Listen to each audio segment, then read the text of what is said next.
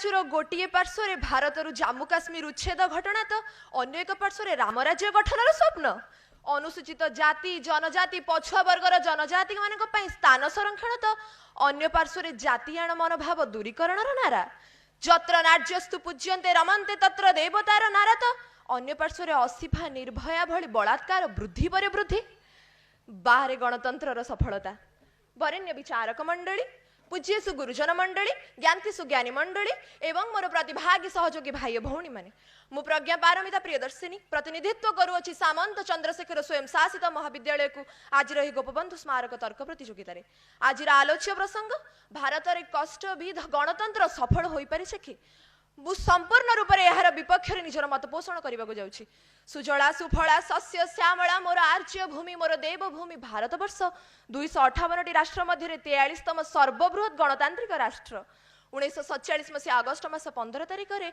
स्वाधीनतार स्वाद चाखिला 26 जनवरी 1950 मसीह भीमराव आंबेडकर द्वारा प्रणीत होता सर्वप्रथम गणतांत्रिक संविधान। अतएव गणतंत्र अर्थ कौन? गण अर्थ जनसाधारण, तंत्र अर्थ साधन। अब्राहम लिंकन का भाषा रे गणतंत्र लोकमानंकर एवं लोकमानंक द्वारा वर्तमान समय गणतंत्र अर्थ कौन जानते आपण माने? गणतंत्र लोकमानंक पाई नुहे, लोकमानंक ठारू अनेक दूर रे, लोकमानंक द्वारा नुहे, लोकमानंकु किणा जाई एवं लोकमानंकर नुहे, अर्थर एवं अन्यायर।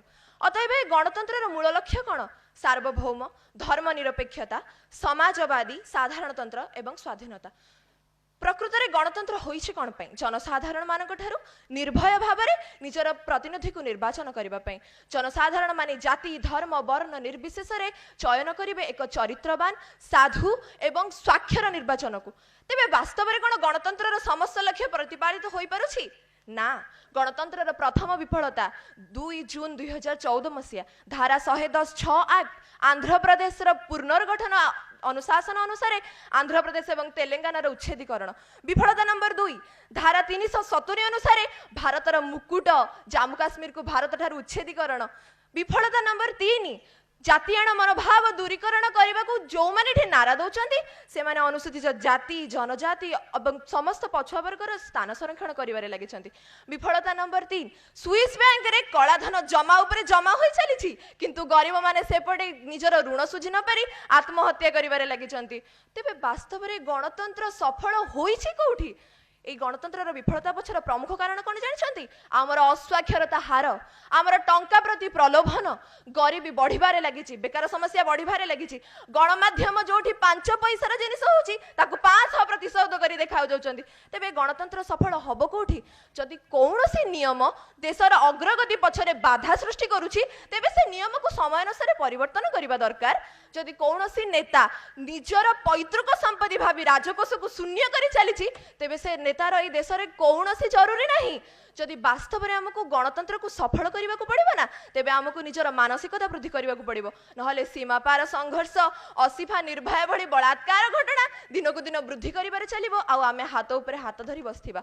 ये गणतंत्र विफलता पछरे कौ मैंने अच्छा जानते? आम निजे जनसाधारण गोटे जनसाधारण अर्थर बशवर्ती हो प्रलोभित हो निजे एक अशिक्षित जनजाति को निर्वाचन में प्रतिनिधित्व कर शासन भार ग्रहण करुचे।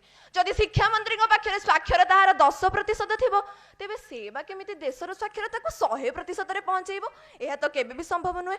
तेबे वास्तव में गणतंत्र समस्त शासन को अनुशासन रे परिवर्तन करा जाऊ जद्वारा कि प्रतिटी जनता बाध्य होबे गणतंत्र समस्त शासन को निजर मुंडपात करी सहिबा पई। जदि वास्तव में गणतंत्र को सफल करिवार अछि तेबे बदलांतु निजर चिंताधारा एवं निर्वाचन को भोट दान रे परिणत करंतु, भोट रो क्रय रे नुहे। जदि गणतंत्र को साक्षरता रे पहुंचेबार अछि तेबे आपणकर लोकप्रतिनिधि चयन करंतु, मात्र ताकू ही चयन करंतु जे वास्तव में देश को उन्नतिर पथरे आगे नहीं पारिबो, देशर अग्रगति रे बाधा सृष्टि करिबो नुहे। एतिकी कहि मोर वक्तव्य सान करूछि। जय हिंद।